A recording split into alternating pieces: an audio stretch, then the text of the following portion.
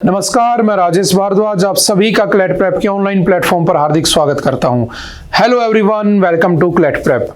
आज है 9th of the मई 2025 और जैसा कि आपको पता है हम डेली न्यूज एनालिसिस करते हैं, फैक्चुअल एनालिसिस करते हैं और उसके साथ साथ 20 क्वेश्चंस की प्रैक्टिस भी करते हैं। तो चलिए उसी सीक्वेंस को कंटिन्यू करते हैं। आज कौन सा दिन है? तो आज है 9th ऑफ द मई। तो अभी जो न्यूज में चल रहा है वो क्या चल रहा है तो आप सभी को पता होगा। एक बार 1965 में बैटल हुई थी, एक बार 1971 में हुई थी, एक बार 1999 में हुई थी और अब 2025 में बैटल इज गोइंग ऑन। ठीक है, तो उधर से पाकिस्तान और इधर से इंडिया दोनों आपस में वॉर पे आ चुके हैं, दोनों फ्रंट फुट पे हैं। ठीक है, अब उसमें क्या नया होता है वो हम धीरे धीरे पढ़ते रहेंगे। तो अभी क्या हुआ तो हमने पढ़ा कि जो पहलगाम अटैक हुआ था जिसमें रिलीजन पूछकर मारा गया था कि बताओ तुम्हारा धर्म क्या है, और जो हिंदू थे उनको गोली मार दी गई थी और उनकी जो वाइफ थी, पत्नियां थी, उनको छोड़ दिया गया था।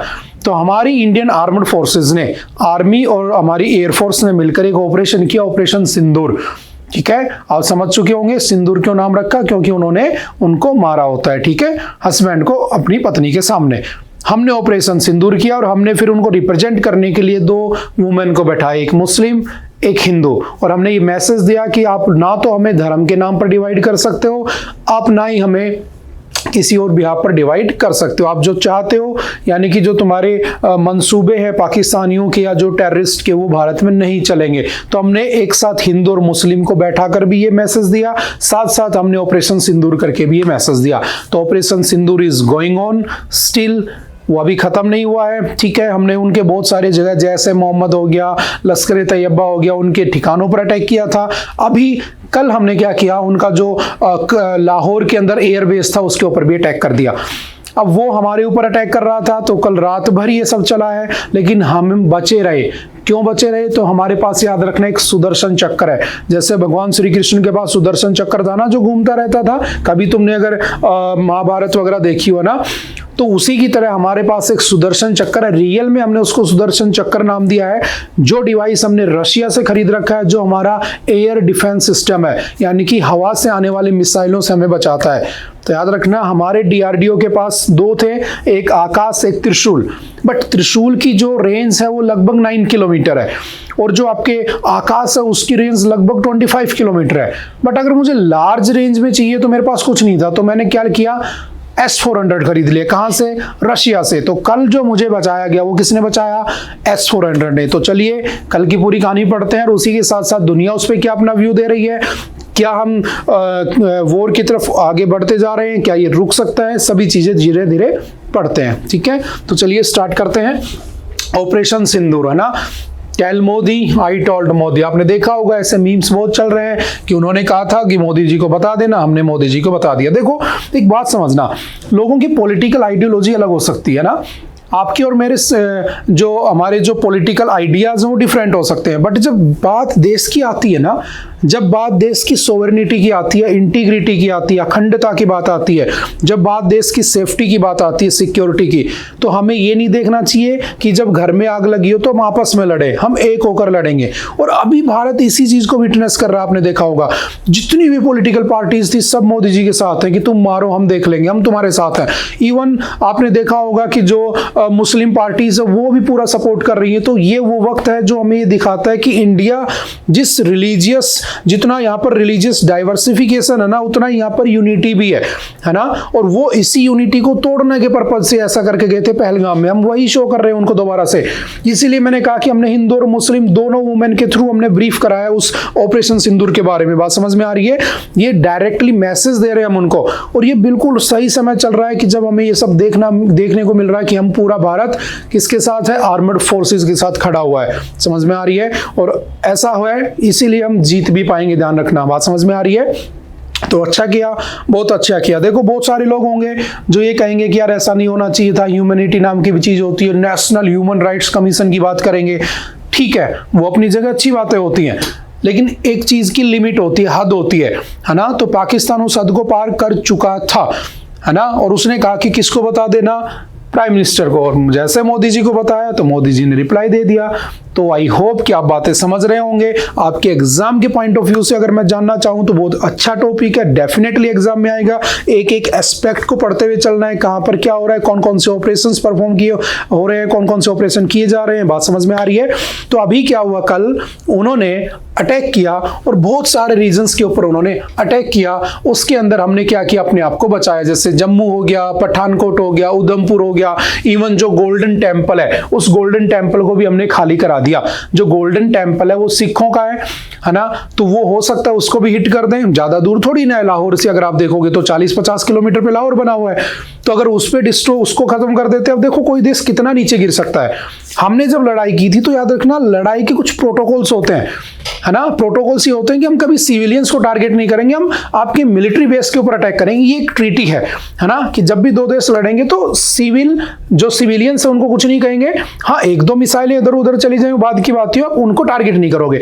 आप आर्मी बेस उड़ा सकते हो, लेकिन वो हमारे लोगों को टारगेट करने लगे। हमने उनके एयरफोर्स बेस इनको टारगेट किया था।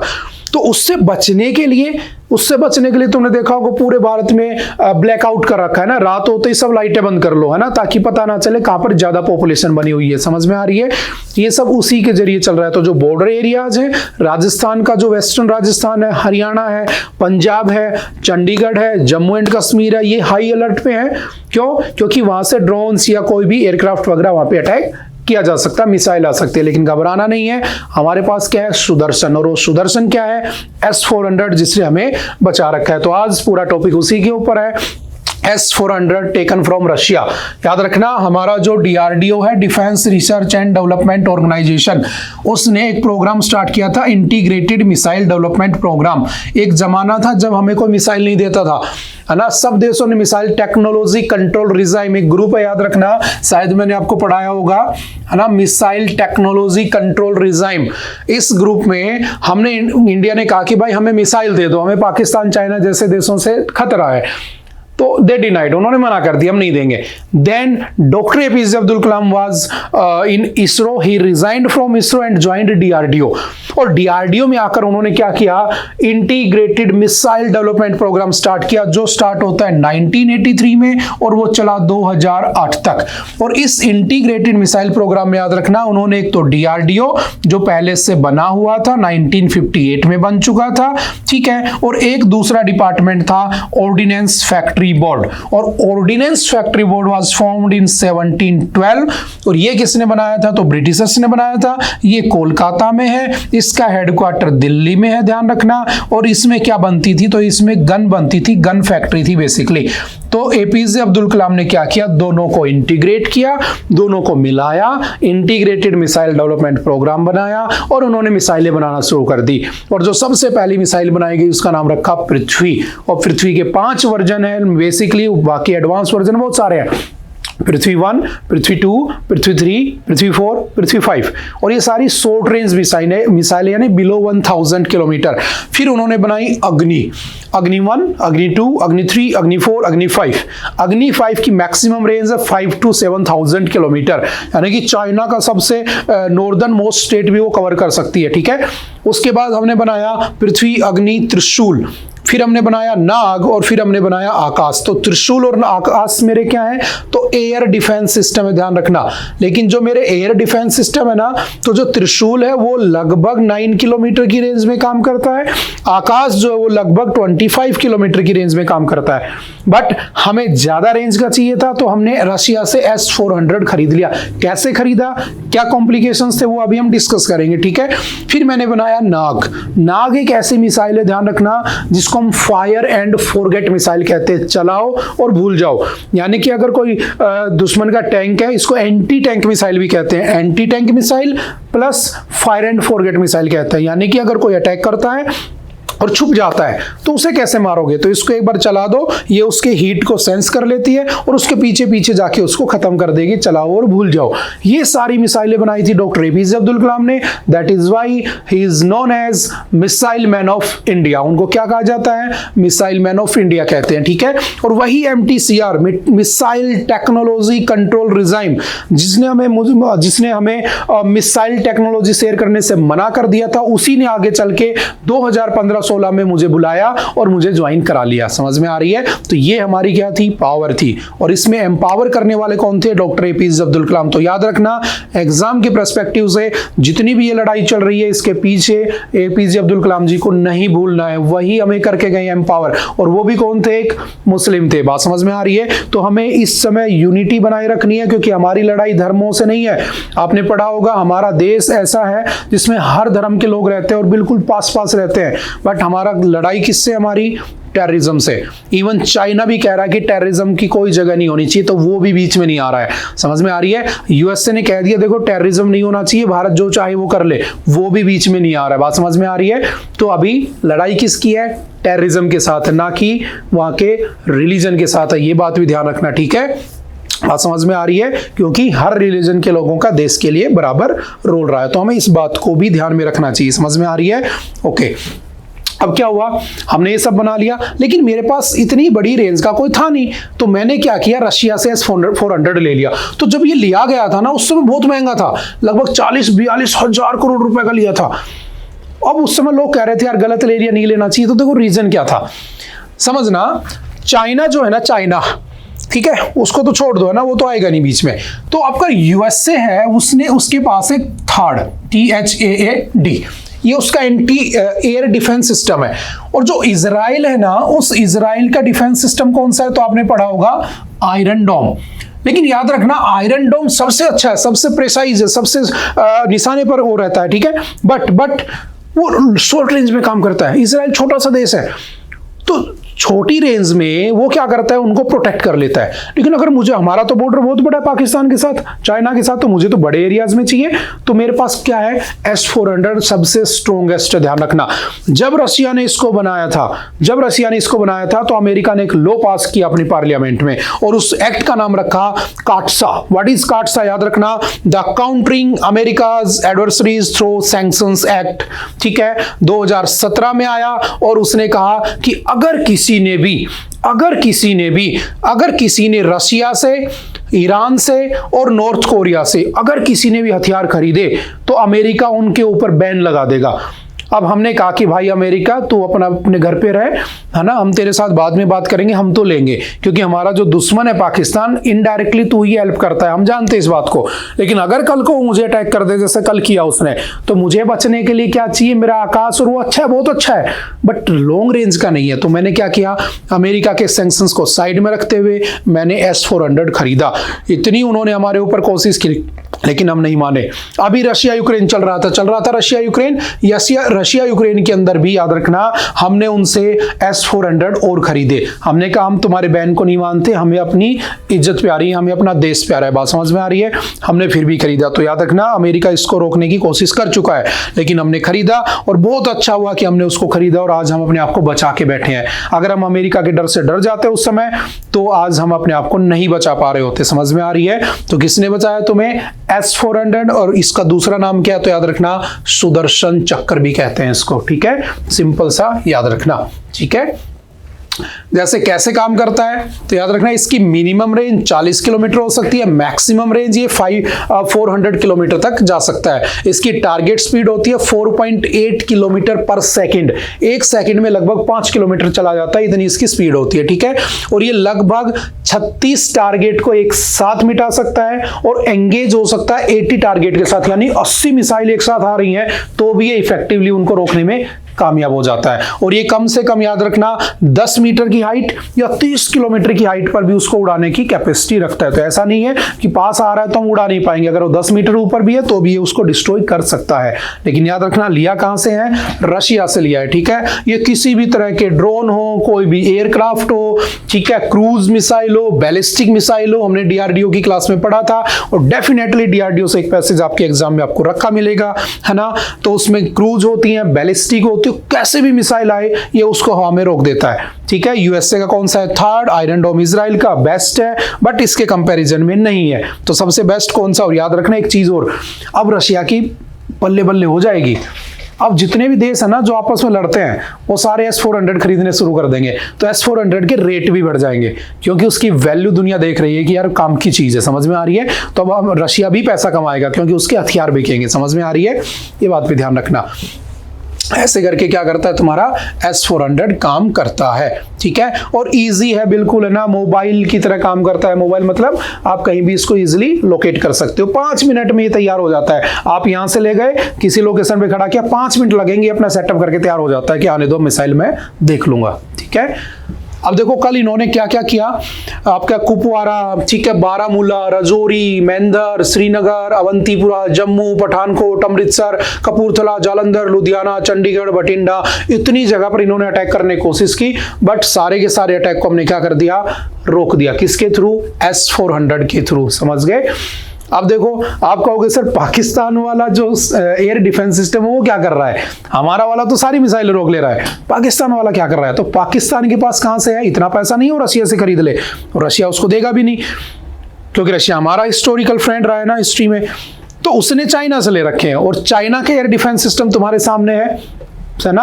आपने एक बात सुनी होगी ना कि कोई भी चाइनीज प्रोडक्ट होता है ना, उसको लेकर एक कहानी बनी हुई है कि चाइनीज जो प्रोडक्ट उसकी कोई वैल्यू, उसका कोई भरोसा नहीं है, चले तो चांद तक, ना चले तो शाम तक। तो कुछ ऐसा ही हो रहा है बेचारों के साथ, है ना, पछता रहे हैं, एक भी मिसाइल नहीं रोक पा रहे हैं, ठीक है। चलते हैं नेक्स्ट। ऐसे बहुत सारे मीम्स आपने देखे होंगे ना, तो जस्ट मैं भी एक पिक कर लाया। Next, if Rohingya are foreign central government can deport them. समझना। अब देखो जो बैटल चल रही है ना, इससे होगा क्या, मे बी एक नया देश बन जाए, जैसे उस समय इंदिरा गांधी ने किया था, बांग्लादेश बना दिया था।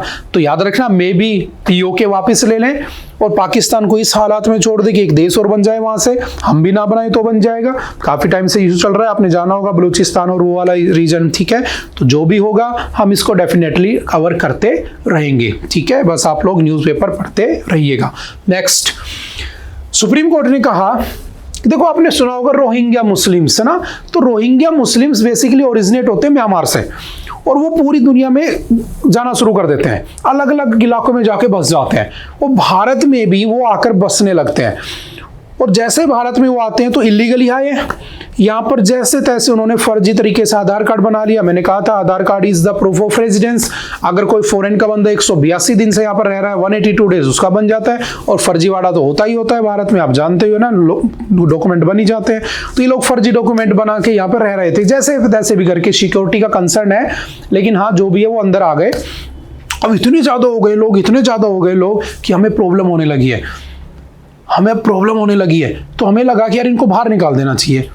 अब कैसे निकाला जाए, तो काफी टाइम से इशू आ रहा था, आपने सुना होगा डॉक्यूमेंट्स दिखाओ, सीए में अमेंडमेंट किया गया कि अगर आप दूसरे देश से आए हो, नॉन मुस्लिम हो, और डॉक्यूमेंट दिखा देते हो तो रहने देंगे, मुस्लिम्स को नहीं रहने देंगे, ये सब चल रहा था। तो ये बेसिकली मुस्लिम्स है, और ये दुनिया के अलग अलग हिस्सों में बस गए। लेकिन जब ये भारत में पहुंचे ना, तो अब ये अपने आप को भारत का नागरिक कहने लग गए। अब इनके कुछ फंडामेंटल राइट भी होते हैं, तो याद रखना हमारे जो फंडामेंटल राइट्स है ना, जिनको मैग्ना कार्टा कहते हैं, अगर मैं भारत में पैदा हो गया तो मेरे को फंडामेंटल राइट्स मिलते हैं, जिनको मेरा मैग्ना कार्टा कहा जाता है, जो छीन नहीं सकते, मेरे रिटर्न राइट्स हैं। अगर उनका वोलेशन होता है तो मैं सुप्रीम कोर्ट चला जाऊंगा। आर्टिकल 32, याद करो, रिट्स लिखी हुई है ना, habeas corpus, mandamus, certiorari, prohibition, quo warranto, ये सब लिखा है उसके अंदर, पढ़ा होगा पॉलिटी में। अब क्या हुआ, इन रोहिंग्याज को सुप्रीम कोर्ट ने कहा कि देखो अगर ये भारत के नहीं है ना तो निकाल दो बाहर, बिल्कुल right decision, right movement, right decision, बाहर निकाल दो। अब कोई कहेगा कि उनके तो फंडामेंटल राइट्स का वोलेशन हो रहा है, कोई कहेगा जो United Nations human right council है वो बात करेगी, भाई हमें क्या मतलब है ह्यूमन राइट्स काउंसिल से, क्योंकि हमारे यहाँ पे लोगों के राइट्स तो छीन रहे हैं ना। और एक बात याद रखना, India never signed on the United Nations human rights council, हमने कभी साइन नहीं किया उसको, ठीक है, हम उसको फॉलो करते हैं, उसी के बिहाफ पर मैंने नेशनल ह्यूमन राइट्स काउंसिल बना रखा है, लेकिन मैं उसको साइन नहीं किया हूं कभी, तो उसके रूल मेरे पे लागू नहीं होते हैं। बात समझ में आ रही है। अब कहोगे कि सर उनके कुछ फंडामेंटल राइट भी होंगे, तो याद रखना होंगे, डेफिनेटली होंगे, भारत के नागरिक हो तो है ही, चाहे फर्जी तरीके से बने हो। तो याद रखना, अगर तुम इंडियन हो और अगर तुम फॉरेनर हो तो फंडामेंटल राइट्स को डिवाइड कर रखा है। तो याद रखना, आर्टिकल 15, 16, 19, 29 और 30, सिर्फ ये फंडामेंटल राइट्स सिर्फ और सिर्फ किसके लिए हैं, इंडियंस के लिए हैं, बाकी किसी को नहीं मिलते हैं। यानी कि right to equality before law 14 foreign वाले को भी है, यहाँ वाले को भी है। आर्टिकल 15 इक्वलिटी इन सोसाइटी, सिर्फ यहाँ के नागरिकों को है, विदेश के या बाहर के किसी आदमी को ये राइट नहीं मिलता है। Article 16 equality in the jobs opportunity, सिर्फ इंडियंस को मिलता है, फॉरेनर्स को नहीं मिलता है। Article 19 freedom to speech and expression, freedom to unite, freedom to assemble anywhere without weapons, freedom to live anywhere in the nation, freedom to travel across the nation, freedom to practice any profession in the nation, सिर्फ Indians को है। और अगर ये Rohingya Muslim बाहर के लोग हैं, फॉरेनर हैं, तो सुप्रीम कोर्ट ने कहा कि इनको बाहर निकालो क्योंकि उनके ये राइट नहीं है भारत में, ये सिर्फ इंडियंस को मिले हुए। आर्टिकल 29 माइनॉरिटी, लेकिन कौन से माइनॉरिटी?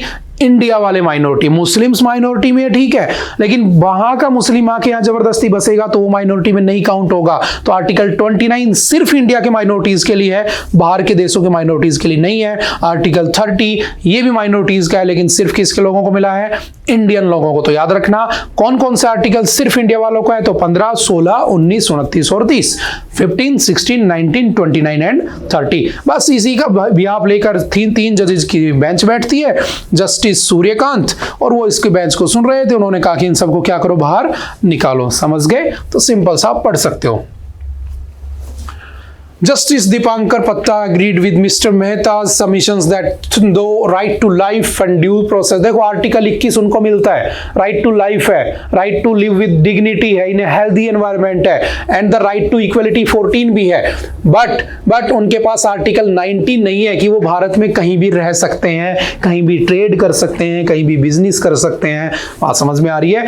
वो सिर्फ भारत के लोगों को राइट है, बाहर के लोगों को राइट नहीं है। समझ में आ गई होगी आई थिंक बात आपको, ठीक है। चलते हैं नेक्स्ट। तो कुछ फंडामेंटल राइट्स याद रखना, कुछ बातें याद रखना जो हमने अभी डिस्कस की हैं।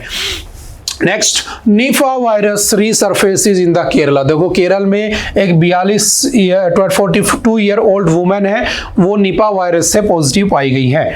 अब समझना ये वायरसेस बहुत सारे आते रहते हैं ना, आपने देखा होगा कोरोना आया था, ठीक है। तो ये सारे कहाँ से ओरिजिनेट होते हैं? तो बेसिकली ये सारे ओरिजिनेट होते हैं जानवरों से, और जो बीमारी जानवरों से आती है ना उसे हम क्या कहते हैं? जूनोटिक डिजीज कहते हैं। क्या कहते हैं? Zoonotic disease. तो निपा वायरस भी क्या है? एक जूनोटिक डिजीज है। ये एक बैट होता है, फ्रूट बैट, शायद तुमने नाम सुना होगा, है ना। उस फ्रूट बैट में ये वायरस होता है, और वो किसी तरह, चाहे वो किसी जानवर को काटे, चाहे वो किसी फल फ्रूट को काटे, कैसे भी करके वो जो निपा वायरस है वो हमारी बॉडी में पहुंच जाता है, ठीक है।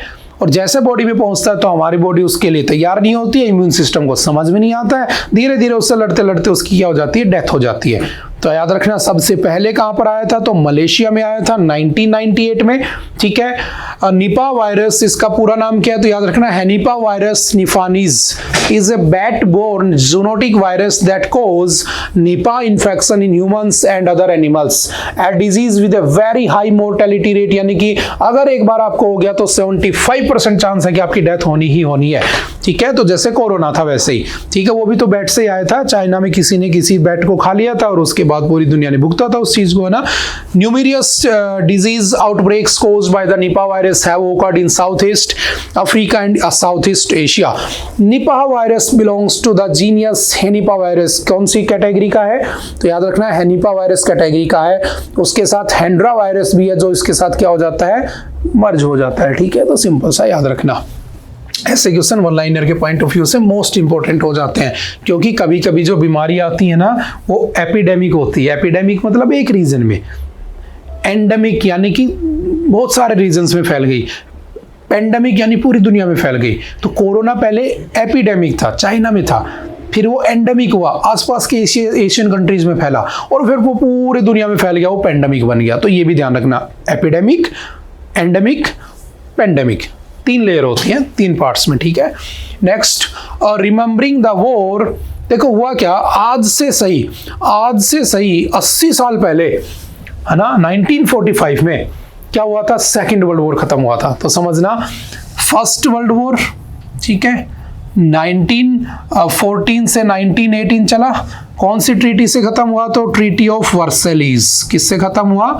ट्रीटी ऑफ वर्सेलीज से ये खत्म होता है। फिर होता है world war second. World war second कब हुआ? तो 1939 से 1945। ये कौन सी ट्रीटी से खत्म हुआ? तो ये खत्म होता है आपका पेरिस पीस ट्रीटी, ठीक है, पेरिस पीस ट्रीटी। ये कब साइन हुई थी? तो 10th ऑफ द फेब 1947 में। और ये कब साइन होती है? तो याद रखना 28 जून 1919। तो मैंने ईयर लिख दिया है, ठीक है। अब क्या हुआ, ये इसको हुए लगभग कितने दिन हो गए खत्म हुए? लगभग 80 साल हो गए। और अब दोबारा से आर्टिकल लिखने का पर्पस यही है, अब दोबारा से क्या दुनिया फिर से वर्ल्ड वॉर की तरफ बढ़ रही है? एक बार वर्ल्ड वॉर हुआ था तो इतना लॉस हुआ था, हालांकि उस समय ब्रिटिशर्स का रूल था हमारे ऊपर। तो अब हमने एक ग्रुप बनाया था जिसका नाम था, आपने सुना होगा, लीग ऑफ द नेशन। और लीग ऑफ नेशन इसलिए बना था कि भाई पीस मेंटेन रहे और दोबारा से सेकेंड वर्ल्ड वॉर ना हो। बट हो गया, और जैसे सेकंड वर्ल्ड वॉर हो गया तो हमारा लीग ऑफ द नेशन खत्म हो गया और हमने एक नया ग्रुप बना लिया, कौन सा? United nation. और यूनाइटेड नेशन का काम है पीस मेंटेन रखना। लेकिन अब यूनाइटेड नेशन बीच में आएगा नहीं। क्यों नहीं आएगा? क्योंकि जब उन्होंने पहलगाम में अटैक किया था, मैंने कल ही आपको समझाया था बहुत अच्छे से कि जब पहलगाम में अटैक हुआ था तो यूनाइटेड नेशन सिक्योरिटी काउंसिल ने, किसी ने ये नहीं कहा, किसी कंट्री ने ये नहीं कहा कि ये टेररिस्ट एक्टिविटी थी। समझ में आ रही है? और जब हमने उसका बदला लिया, इसका रिटेलिएट किया इसको, तो अब कोई बीच में नहीं बोल रहा है। और अगर बोला, समझना बात की गहराई को, अगर बोला, अगर चाइना ने गलती से पाकिस्तान का सपोर्ट कर दिया तो डेफिनेटली थर्ड वर्ल्ड वॉर शुरू हो जाएगा। क्योंकि सारे देश इसी बात में बैठे हैं। देखो, अमेरिका को एक ही देश है जो बर्बाद कर सकता है आज के दिन, वो चाइना। क्योंकि उसकी इकोनॉमी बहुत स्ट्रांग होती जा रही है ना। उसका जो युआन है वो किसी दिन उसको क्रॉस मार जाएगा डॉलर को। ये नहीं चाहता अमेरिका, वो अपनी मोनोपोली बनाए रखना चाहता है। इसलिए क्या करता है, वो पाकिस्तान जैसे देशों को पैसा देता रहता है, कल ही हमने पढ़ा था, फंडिंग देता रहता है और ये सब हरकतें करवाता है। अगर चाइना गलती से बीच में बोला तो उधर से अमेरिका उसके ऊपर सैंक्शंस लगा देगा। और पूरी दुनिया में जो अच्छे अच्छे बड़े बड़े देश है वो नहीं चाहते कि चाइनीज इकोनॉमी इतनी बूस्ट करे, वो उसको बिल्कुल जमीन पर ले आएंगे। तो जो चाइना ने मेहनत की है पिछले 60-70 सालों में, वो पूरी एक दिन में वाइप आउट हो जाएगी।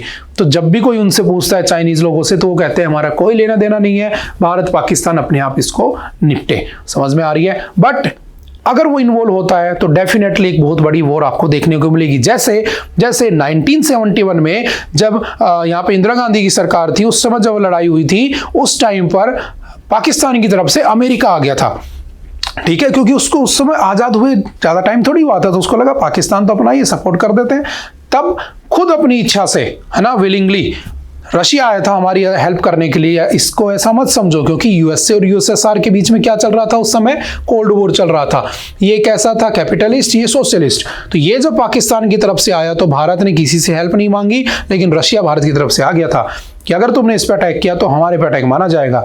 तो अब तो डेफिनेटली इंडिया के रिलेशंस बहुत स्ट्रॉन्ग है। उस समय तो हमें कोई जानता ही नहीं था।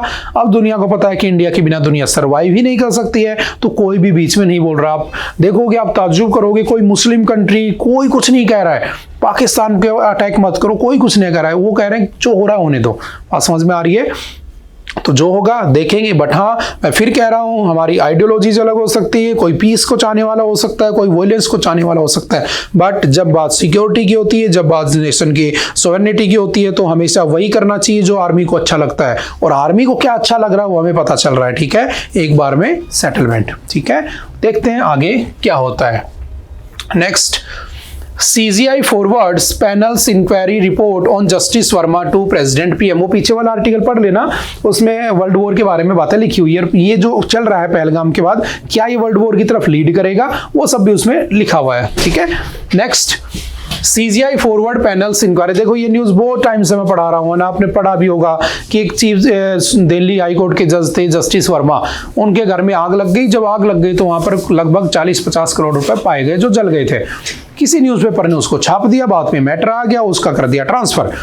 अब सुप्रीम कोर्ट ने उससे कहा कि भाई, CGI ने कहा कि भाई एक काम कर, रिजाइन कर दे। First जजिस case, second जजिस case, third जजिस case मैं काफी बार पढ़ा चुका हूं, तो हम उसको स्किप कर देते हैं। ठीक है, अब क्या हुआ, जैसे इन्होंने ऐसा किया कि ऐसा ऐसा कर लो। ठीक है, अब होता क्या है कि आपके जो जस्टिस वर्मा है वो कहते हैं कि मैं रिजाइन नहीं करूंगा। तो उनसे कहा गया कि भाई क्यों रिजाइन नहीं करोगे? अब बताओ, जब वो रिजाइन नहीं करेंगे तो क्या उनको रिजाइन करवाया जा सकता है? तो बिल्कुल करवाया जा सकता है। तो रिजाइन करवाने का प्रोविजन क्या है, तो समझना प्रोविजन क्या है। अगर कोई जज, है ना, मिसबिहेव करता पाया जाता है, ठीक है, वो किसी के साथ मिसबिहेव करे या क्या होता है वो उसको इनकैपेबल हो, अपना काम करने में कैपेबल ना हो, तो उस केस में मिसबिहेव और इनकैपेबिलिटी के केस में क्या होगा, इन दोनों की कंडीशन के बिहाफ पर उसको हटाया जाएगा। लेकिन ऐसे नहीं हटेगा, पहले वो जो कंडीशन है वो जाएगी लोकसभा में, राज्यसभा में। लोकसभा के याद रखना 100 मेंबर, राज्यसभा के याद रखना 50 मेंबर, दोनों एग्री करने चाहिए। और अगर दोनों एग्री कर जाते हैं तो उनके एग्री करने के बाद क्या होगा, उसको पोस्ट से हटा दिया जाएगा। और ये सब बातें कहां लिखी हुई हैं, तो ये सब बातें लिखी हुई हैं जजेस इंक्वायरी एक्ट 1968 में। तो अभी क्या हुआ, सीजीआई ने ये रिपोर्ट जो थी ना प्रेसिडेंट को दे दी और प्राइम मिनिस्टर को। अब ये डिस्कस होगा पार्लियामेंट में। अगर वो करप्टेड पाया गया, अगर उसके ऊपर एलिगेशंस प्रूव हो गए और 100 मेंबर लोकसभा के और 50 मेंबर राज्यसभा के एग्री कर गए, तो डेफिनेटली उसको क्या कर दिया जाएगा, पोस्ट से हटा दिया जाएगा। लेकिन आज तक किसी जज को ऐसे नहीं हटाया गया, ध्यान रखना, किसी का रिमूवल नहीं हुआ है। और रिमूवल कहां से होता है, तो article 124 for the supreme court जज and article 217 for the high court जजेस इसमें लिखा हुआ है। समझ गए बात को, सिंपल सा ध्यान रखना।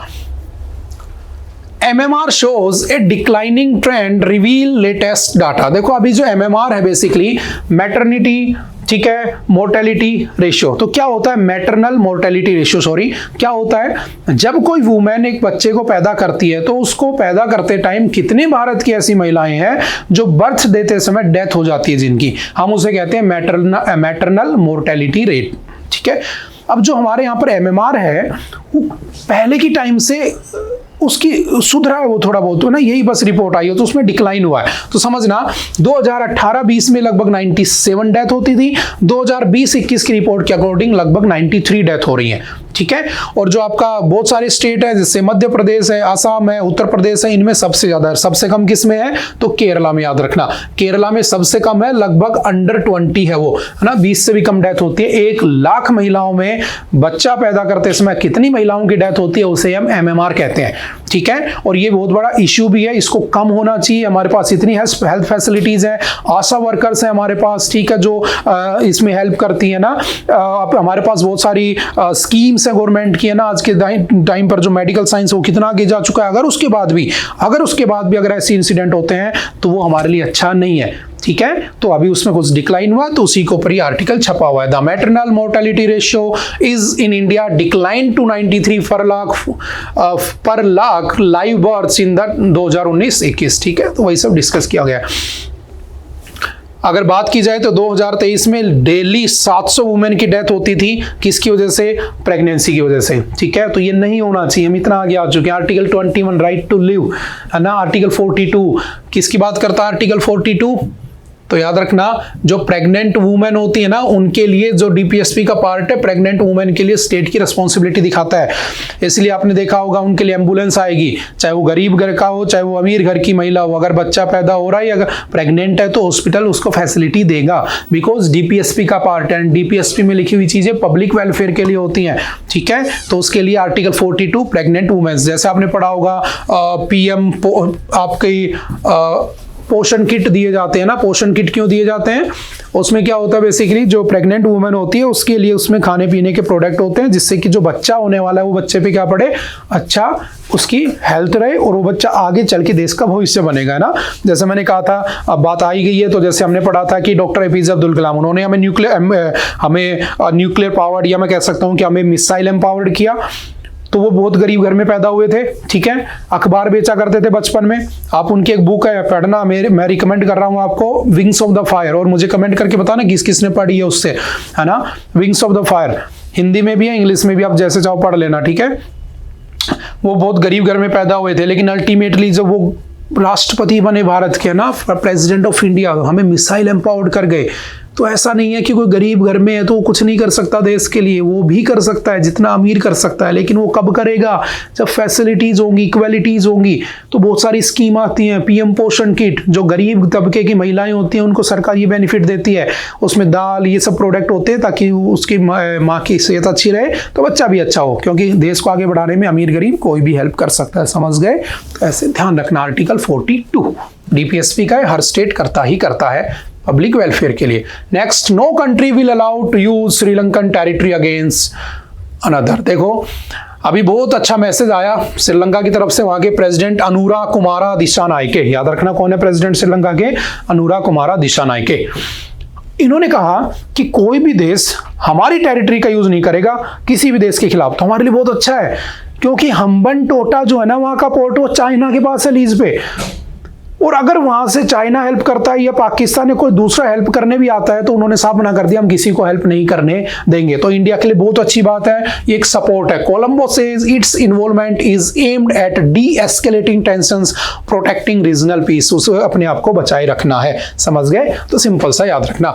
और ऐसा नहीं है, हमने श्रीलंका में भी ऑपरेशन किए। चलो बताना मुझे, श्रीलंका में first Indian armed forces operation in Sri Lanka कौन सा था, कौन से ईयर में हुआ था, ये आपका घर का क्वेश्चन है। ठीक है, next, CCI competition commission of India notifies new definitions to curb predatory pricing. देखो आपने देखा होगा, अगर मार्केट में किसी की मोनोपोली आ जाए, अगर मार्केट में किसी की मोनोपोली आ जाए और वो दूसरे को तो चलने ही नहीं देगा, वो जितना प्राइस करेगा उतना ही करेगा। जैसे मैं ले लेता हूं टेलीकॉम इंडस्ट्री, आपने देखा होगा दो ही तो प्लेयर हैं, ठीक है, एयरटेल और जियो, वो जो चाहे वैसे मार्केट चलता है। अब अगर ये प्राइस बढ़ाएंगे तो हमें मजबूरी में लेना पड़ेगा, प्राइस घटाएंगे तो मजबूरी में लेना पड़ेगा। क्यों? क्योंकि मजबूरी है। तो competition commission of India was formed, एक एक्ट आया था competition commission of India act. तो याद रखना, एक्ट कब आता है? 2002 में आता है। और उस एक्ट के आने के बाद इस बॉडी की फॉर्मेशन कब होती है? 2009 में। तो competition commission of India was formed in 2009। ठीक है, कैसी बॉडी है? तो याद रखना स्टैट्यूटरी बॉडी है, यानी कि कॉन्स्टिट्यूशनल बॉडी नहीं है, कोई आर्टिकल नहीं है इसका, प्लस क्वासी जुडिशरी बॉडी है, यानी कि ये जजमेंट भी दे सकती है। क्वासी जुडिशरी का मतलब ये होता है, पूरी जुडिशरी होती तो सुप्रीम कोर्ट हाई कोर्ट की तरह होती है। ठीक है, अब क्या हुआ, ये एक एक्ट और याद रखना, the monopolies and the restrictive practices act 1969 जो था उसको हटाकर राघवन कमेटी की रिकमेंडेशन पे 2002 में, सॉरी एक नहीं 2002, हाँ 2002 में कंपटीशन एक्ट आता है। ठीक है, CCI competition commission of India act, और ये मार्केट में मोनोपोली को नहीं होने देता है। तो अभी कहा गया कि मार्केट में जो बहुत सारे प्रीडेटर है ना, जो निगाह लगा के बैठे हैं कि किसी को भी कंट्रोल करने के लिए, उनके लिए कुछ रूल्स होने चाहिए और CCI को अपने रूल्स को अमेंड करना चाहिए। बस वही बात कही है किसने? आपके CCI को कम करने के लिए। The cost of a product of service और service would be assumed to be its average variable cost which is the total variable cost divided by total output during a particular period according to the notification. ठीक है, अब वो उसको क्या करना है? उसको कर्ब करना है और कुछ नहीं है। ठीक है, तो सिंपल सा याद रखना CCI क्या काम करता है, कैसे काम करता है और कैसे उसको चलाया जाता है। ठीक है,